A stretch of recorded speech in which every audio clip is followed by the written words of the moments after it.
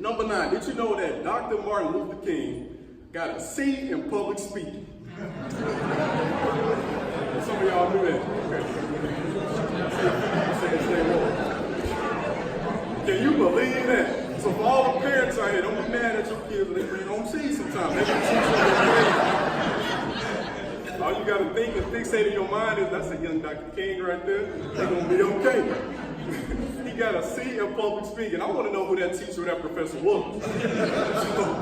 But we understand from that, if we have a vision that's in our heart, that we know we're supposed to carry out, that we can't always look at what somebody else has of us. Somebody's opinion of us cannot be a fact for our lives.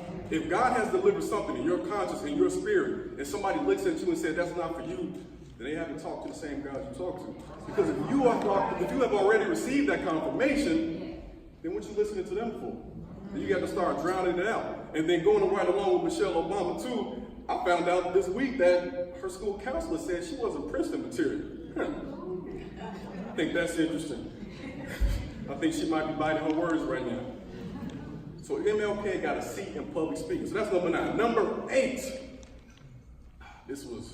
I learned this was new to me too. Dr. Martin Luther King, at one point in his life, and he wasn't young at this point, he was in college, he preferred to be a doctor or a lawyer than a preacher. You got one person staying woke over there. That's amazing. See, one thing you learn about Dr. King as you read about him is his path to faith wasn't as cut and dry as you would assume. Dr. King struggled with Christianity. I'm about to give you another nugget that's not included on this list, but Dr. King didn't want to be nonviolent, y'all. Dr. King didn't want to be nonviolent. Dr. King, after they repeatedly bombed his home, he was ready to buy a gun. But Dr. King felt, and he knew Christianity was perfect for him because he felt that I cannot keep adding on to this molehill. It has to stop somewhere. See, he submitted his life completely to the will of God and to Christianity.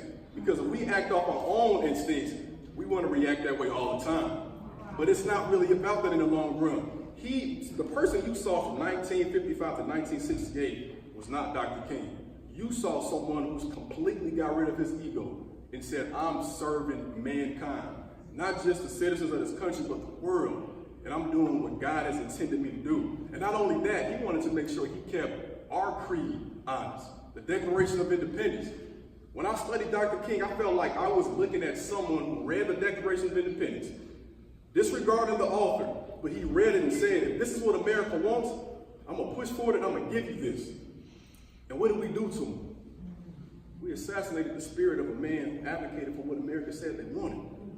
See, he preferred to be a doctor or a lawyer, but thank God he didn't. Because some people will say, oh, you're just a preacher, just a preacher. But if you take what you want to do in your life and you maximize it to the fullest potential, then you are the Dr. King of your field. Because you're not just an entrepreneur or a teacher or a parent. You are someone who's serving the community. And if my neighborhood is fine or my house is fine, but then my neighbors is overrun with trash and issues, it doesn't matter.